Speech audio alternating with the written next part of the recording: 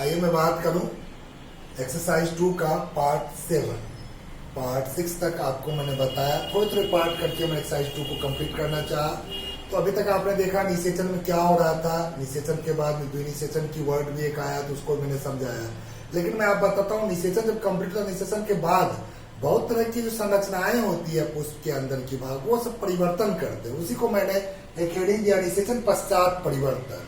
आइए इसमें मैं बात करूं निषेचन के बाद जो बीजांड है वो बीज में और अंडाशय फल के रूप में परिवर्तित हो जाता है। आपने देखा था निषेचन में युग्मनज बनता है। युग्मनज आगे चलते भ्रूण का विकास करेगा और भ्रूण डेवलपमेंट करेगा तो 3 संरचना है, जिसको आप कहते हो प्राणकोड, इंग्लिश में कहते हो प्लूम्यूल। इसी तरह से एक संरचना कहते हो मुलानकोड, इंग्लिश में कहते हो रेडिकल। इसी तरह एक और संरचना आप बोलते हो बीज पत्र, इंग्लिश में कहते हो इसको कोटालीडन। इस तरह से संरचनाओं का विकास होता है निषेचन पश्चात। भ्रूण के विकास के समय इस तरह से संरचनाएं बनती है और बीज का निर्माण होता है। इसके साथ साथ और भी बीज के निर्माण के समय क्या क्या होता है, तो आपने देखा था त्रिसमेकन में यानी ट्रिपल फ्यूजन में प्राथमिक भ्रूणपोष केंद्र बनाता। प्राथमिक भ्रूणपोष केंद्र ये भी चेंज करता है और परिपक्व भ्रूणपोष बनाता है। परिपक्व भ्रूणपोष बनाकर तैयार करता है। इतना ही नहीं, इसके साथ साथ जो बीजांडकाय था, आपने याद होगा बीजांड के अंदर, क्योंकि बीजांड का भाग बीज में परिवर्तित होता है। बीजांड का कौन कौन सा भाग बीज में परिवर्तित होता है वही मैं बताता हूँ। इस साइड बीजांड का भाग, इस साइड बीज के भाग का परिवर्तन में दिखा रहा हूँ। तो बीजांडकाय जो कि द्विगुणी संरचना था, जिसको आपने न्यूसेलस कहा था, ये भी परिवर्तित हो, ये भी लुप्त हो जाता है, सामान्य रूप से गायब हो जाता है। इसका कोई भी काम नहीं करता। युग्मनज को इंग्लिश में आप जायगोट बोलते हो, इसका भ्रूण को इंग्लिश में आप एम्ब्रियो बोलते हो। प्राथमिक भ्रूणपोष के अंदर को प्राइमरी एंडोस्पर्म न्यूक्लियस बोलते हो आप। इसको आप न्यूसेलस बोलते हो। ये भी डिजेनरेट कर जाता है। ऐसे ही सही संरचना और भी कई परिवर्तन होते हैं, दिखाता हूं मैं। बीजांड के सही भाग जो परिवर्तित हो रहे थे उसी में मैंने यहाँ पर दिखाया बाह्य अध्यावरण, जो कि बीज का बाहरी आवरण रहता है, टेस्टा। अंतर अध्यावरण, बीज के आवरण में जो आंतरिक परत होती है उसको अंतःकवच टेगमेंट कहते हैं। उसी तरह से बीजांड द्वार वह बीज द्वार में परिवर्तित होता है। बीजांड का जो वृंत होता है बीज वृंत में परिवर्तित होता है डेंटल के रूप में। नाभिका जो होता है बीज का नाभिका में परिवर्तित होता है। लेकिन सहायक कोशिका और आपका प्रतिध्रुवीय कोशिका एंटीपोडल ये सभी गायब हो जाते, धीरे धीरे लुप्त हो जाते हैं। इस तरह से बीजांड से बीज बनते समय बीजांड के सब भाग बीज के सब भाग में परिवर्तित है। इतना ही नहीं, अंडाशय का जो भाग है वह भी परिवर्तित होता है। लेकिन उससे पहले मैं आपको बताऊं कुछ ऐसे भी अंडाशय का, अंडाशय भित्ति,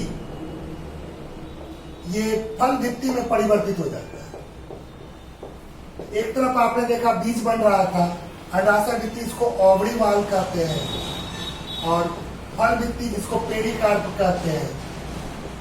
और आप जानते हैं फल भित्ति के अंदर में बीज होती है, तब संपूर्ण संस्था फल कहलाता है, अर्थात अंडाशय से फल का विकास होता है। इस प्रकार से आपने देखा निषेचन के पश्चात सभी भागों का परिवर्तन बीजांड और अंडाशय का। लेकिन पुष्प में जो दलपुंज होता है, बाह्य दलपुंज होता है, बाह्य दलपुंज, दलपुंज, इतना ही नहीं, पुंकेसर, क्योंकि स्त्री केसर का सब भाग तो परिवर्तित होते हुए देखिए, लेकिन ये सब भाग सूख करके धीरे धीरे गिर जाते हैं, झड़ जाते हैं, सूख कर गिर जाते हैं।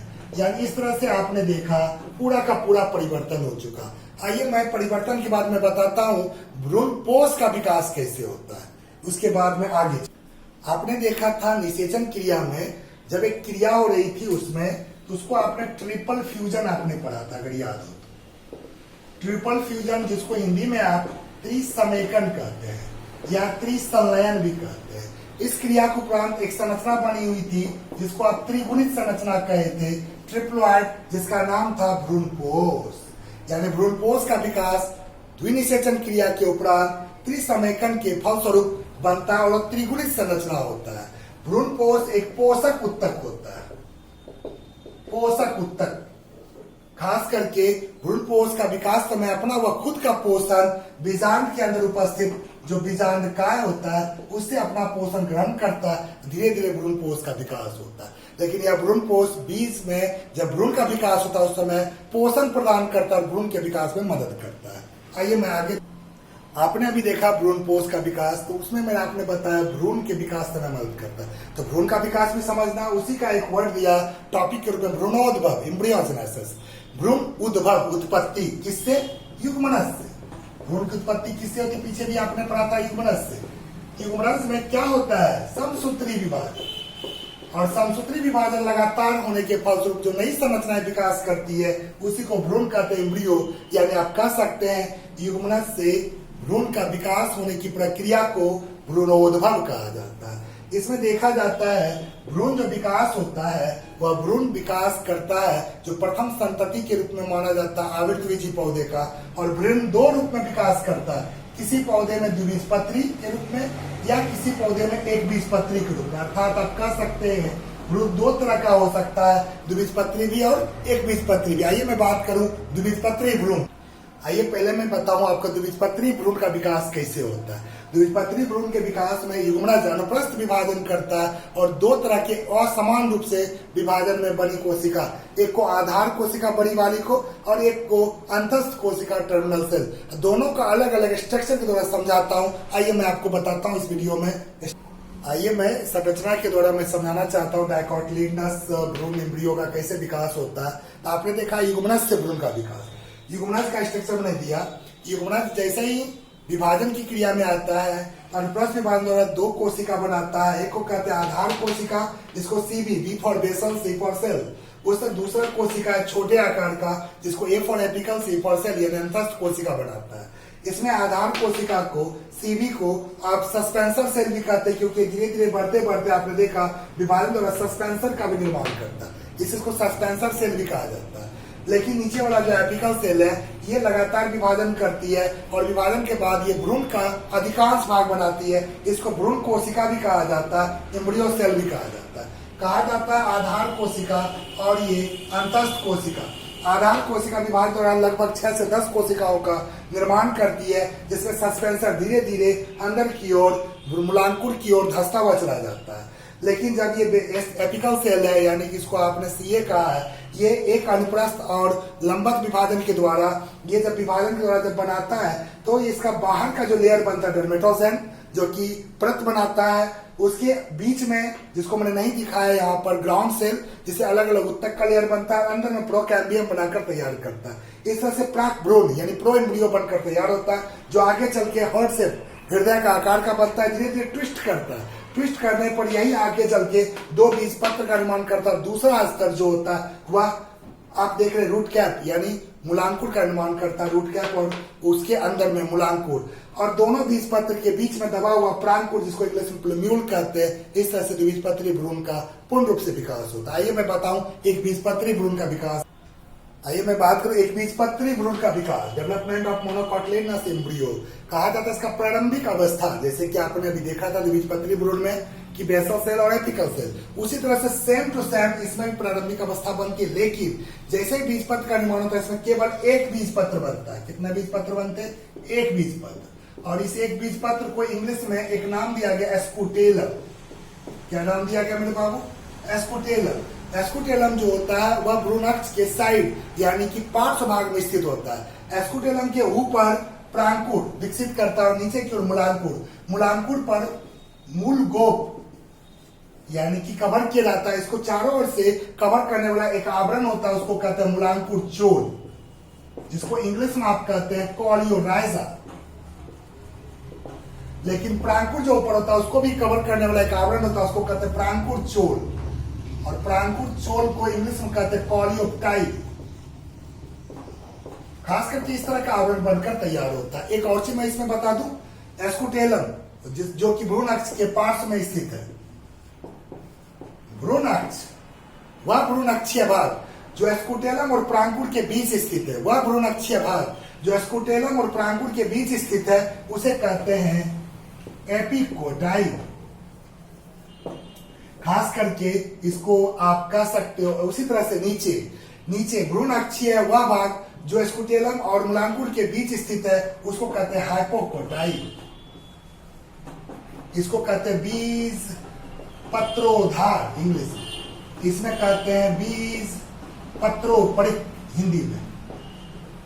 बीज पत्र के ऊपर, बीज पत्र के आधार यानी नीचे, इंग्लिश में हाइपोकोटाइल, इंग्लिश में एपिकोटाइल। इस तरह से एक बीज पत्री भ्रूण का पूर्ण रूप से विकास हुआ। आइए मैं बीज का विकास के आइए बीज का निर्माण में बताऊं। तो आपने देखा था निषेचन पश्चात बीजांड से बीज बनता था, यानी कि बीजांड से बीज कह सकते हैं। निषेचन पश्चात बीजांड से परिपक्व संरचना को बीज कहते हैं, या आप ये भी कह सकते हैं बीज वह संरचना होती है जिसके अंकुरण के फलस्वरूप पौधे का मूलांकुर और प्रांकुर विकसित करता है। यानी आप कह सकते हैं बीज का निर्माण निषेचन पश्चात होता है। किससे होता है? बीजांड से होता है। देखा था आवृत बीजी जो पौधा होता है उसमें बीज अक्सर करके फल के अंदर विकास करता है। बीज को अलग अलग ग्रुप में बांटा गया, भ्रूणपोष की उपस्थिति और अनुपस्थिति। किसके आधार पर? भ्रूणपोष की उपस्थिति या अनुपस्थिति के आधार पर बीज को लगभग 3 भागों मुख्यतः बांटा गया। कौन कौन भाग? आप कह सकते हैं अभ्रूणपोषी बीज, आप कह सकते हैं भ्रूणपोषी बीज, आप कह सकते हैं परिभ्रूणपोषी बीज। 3 ग्रुप में हम बांट के बता रहे हैं। अभ्रूणपोषी, इसको इंग्लिश में आप कहते हो नॉन एंडोस्पर्मिक, या इसी को कहीं कहीं लिखा रहता है एक्स एल्ब्यूमिनस। उसी तरह से इसको आप कह सकते हो एंडोस्पर्मिक, या इसी को कह सकते हो एल्ब्यूमिनस। इसी तरह से ये तीसरा जो है इसको आप कहते हो पेरिस्पर्मिक सीड। तीनों के बारे में आपको समझा दूं।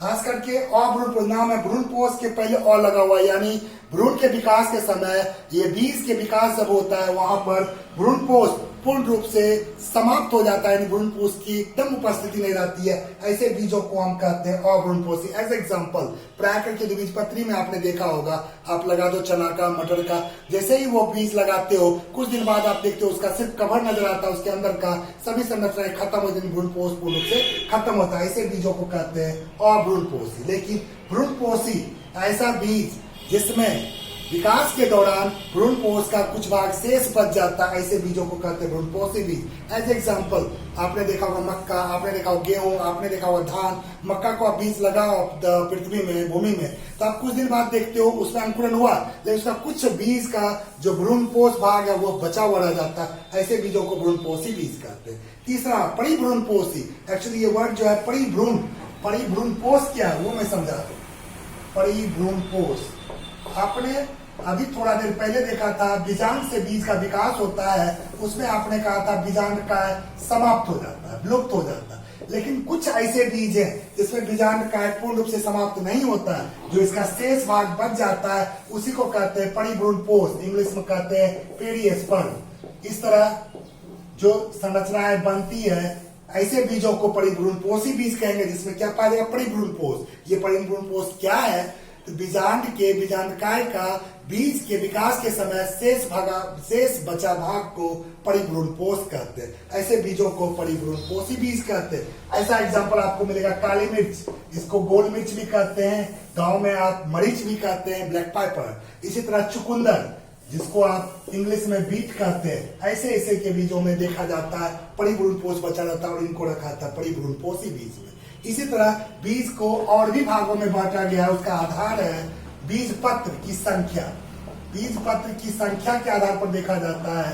बीजों को 2 भाग में बांटा गया। एक को आप कहते हो एक बीज पत्री बीज, नाम से ही पता चल रहा है, मोनोकोटिलेडनस सीड, यानी ऐसा बीज जिसमें केवल एक ही बीज पत्र होगा, उसी को आप कहेंगे मोनोकोटिलेडनस सीड, या इसी को आप शॉर्ट में कहते हैं मोनोकॉट सीड। जो खास करके आपने देखा होगा अनाज के फसल जैसे मक्का है, गेहूं है, धान है, या घास जाति के जो पौधे होते हैं उनमें एक बीजपत्री बीज होता है। दूसरा द्विबीजपत्री बीज, नाम से ही पता चल रहा है बाबू, आपको दिख रहा है, ऐसे बीज जिसमें कि बीजपत्र की संख्या 2 होती है, इंग्लिश में सिर्फ कहेंगे डाइकोटिलेडनस सीड। खास करके वैसा बीज जिसमें बीजपत्र की संख्या 2 होती है। प्राय करके आपने देखा होगा द्विबीजपत्री बीज दलहन, तिलहन, ऐसे पौधे में जो बीज आते हैं उसमें बीज पत्र 2 होते हैं, चना, मटर, सरसों, रेड़ी, ऐसे ऐसे में आप देखोगे द्विबीजपत्री बीज होता है। मैंने आपको बताया एक बीजपत्री, द्विबीजपत्री, लेकिन आगे मैं बताना चाहता हूँ इसका स्ट्रक्चर, तो आगे वीडियो में समझाऊंगा इसका स्ट्रक्चर कैसा।